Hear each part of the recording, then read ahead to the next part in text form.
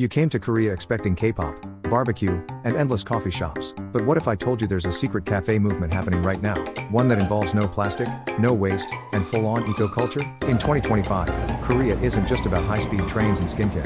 It's quietly becoming one of Asia's most innovative eco-cafe hubs. These aren't just cute coffee shops. They're spaces where you bring your own tumbler, reuse glass straws, and eat vegan cake made from rice flour and tofu cream. And here's the real kicker: locals love it. And most tourists have no idea these places exist. You'd expect zero-waste cafes in places like Amsterdam or Tokyo. But Seoul? A city obsessed with takeout culture? Yup, that's what makes it so surprising. By the way, if you're even slightly into sustainable travel, this is your episode. Like, subscribe, and let's dive deep into Korea's quiet green revolution. And hey, know someone planning a Korea trip this year? Stick around, you're going to want to send this to them. Because the spots we're about to show you, they're not even on the travel apps. So you walk into a cafe, and there's no plastic straw, no paper receipt, no disposable cup, no logo printed napkin. At first, you're confused, then curious. You're not just inside a cafe, you're inside someone's lifestyle philosophy. In Korea's zero-waste cafes, everything you see or don't see has been intentionally removed or replaced. Reusable ceramic mugs, QR code menus only, strawless lids, compostable sugar sticks, bins divided into 6 categories, and signs that gently remind enjoy slowly.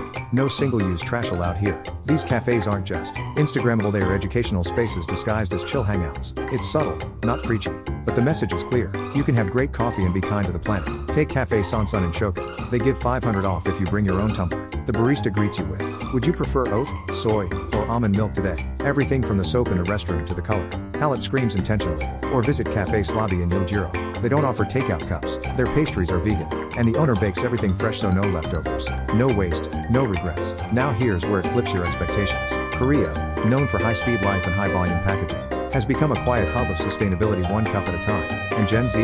They're not just buying lattes anymore, they're buying values. Curious where these places are? In part 3, we'll take you to the top 5 zero-waste cafes in Seoul, hidden gems only locals know. And yes, they're all ridiculously aesthetic. So hit like, subscribe, and bring your own cup. TripZoom's just warming up. Let's say you step into a quiet cafe in Seoul. At first glance, it looks like any other trendy spot: warm lighting, plants, wood textures.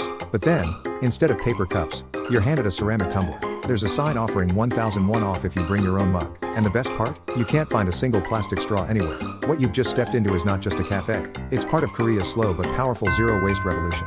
The truth? Most people still associate Korea with convenience, fast food, takeout, and delivery culture. But here's the surprise. A growing number of young Koreans, especially in their 20s and 30s, are creating a new eco-conscious coffee scene. These cafes aren't just green for the trend. They're designed for sustainability from the inside out. Reclaimed wood furniture, recycled paper menus, vegan and low-carbon desserts, reusable tray systems, even compost bins by the barista station. One popular example? Cafe Slabi in Songsu-dong, a zero-waste cafe that also runs clothing, repair workshops, and sells upcycled lifestyle goods. What's more impressive is how these cafes encourage small behavioral changes. Bring your own cup discount. Sit in instead of taking out reward points. Buy a vegan cookie, support a local farm.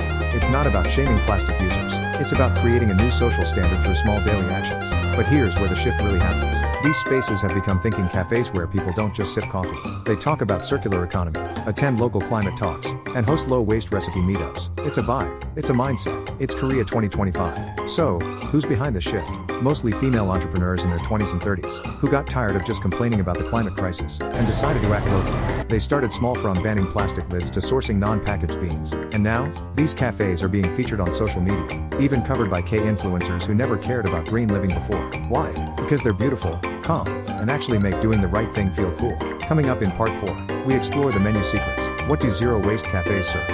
Are the desserts really different? And why are their lattes suddenly trending on TikTok? Stick around, hit like, and if you know someone who's into sustainable travel, share this with them. They'll love what's coming next. You walk into a cafe in Seoul, and something's different. No dairy milk, no plastic lids. The desserts? They're labeled vegan, gluten-free, soy-based. But it's not just about health. It's about impact, and it's growing. Welcome to the rise of vegan and upcycled cafes in Korea. In 2025, it's not enough to just seem eco-conscious. Cafes are being called out online if they greenwash. So the places that thrive?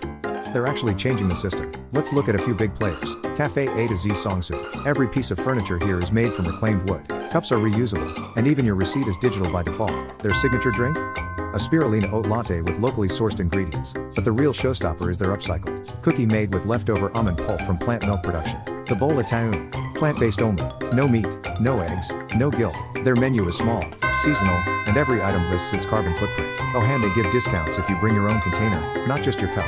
Terra Earth Cafe Hongdae. This cafe collects used coffee grounds and donates them to urban farms. They even host monthly compost and coffee workshops free for foreigners. So what's the real impact? Foreigners love these places because they feel aligned with modern values. It's not just aesthetic, it's intentional. And let's be honest, in a world flooded with pretty cafes, these stand out because they're purpose-driven. That's why they're exploding on platforms like TikTok, Pinterest, and Instagram. But here's the twist: most tourists never find them. They get stuck in big chains with fake green labels. Here's how you can spot a real zero-waste cafe. They explain where their ingredients come from. There are no single-use items in sight. Discounts are offered for bringing your own gear. Menus are local, not globalized. Staff are actually trained to explain sustainability choices. Hey, if this type of cafe surprised you, imagine how much more we're about to uncover. Make sure to like this video, subscribe to TripZoom, and hit the bell so you don't miss what's next. Because in part 5, we show you how to build your own eco-cafe route across Seoul, including how to use maps, local blogs, and Korean hashtags to avoid tourist traps. It's the final boss of sustainable travel in Korea, and it's so worth it. So now you've seen the cute interiors, the bamboo straws, and the Instagrammable vegan desserts. But let's ask the uncomfortable question no one talks about. Are zero-waste cafes just a trend, or do they actually make a difference? Here's the twist: many of these cafes are run by founders with real eco-values. Some are former environmental activists. Others have background in sustainability design. They don't just serve oat milk, they educate the community. Example: Cafe Slobby in Songsu doesn't use trash bins at all. You eat in, you return your plate, you reuse your straw. The idea? There should be nothing to throw away. Or take Zero Waste Shop and Cafe Dongjib in Yeonhui Dong. They sell refillable shampoo, beeswax wraps, and reusable containers alongside fair trade coffee. It's a full ecosystem, not just a cafe.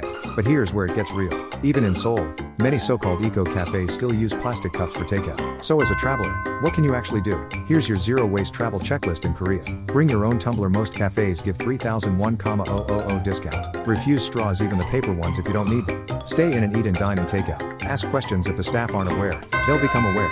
Support cafes that educate. Look for reuse stations, refill zones, event boards. Want to go further? Use apps like Refill Korea that show refill stations and eco-cafes by neighborhood. Some cafes even host monthly community cleanups, talks, and zero-waste DIY classes. This isn't just about a nice latte in a glass cup. It's about becoming part of a growing movement of it while you're on vacation. So if this inspired you even a little, hit like, subscribe, and don't just keep this video to yourself. Share it with someone who's planning a trip to Korea and wants to travel cleaner, smarter, and with more intention. Because in the end, the most beautiful souvenir you bring home is a better habit.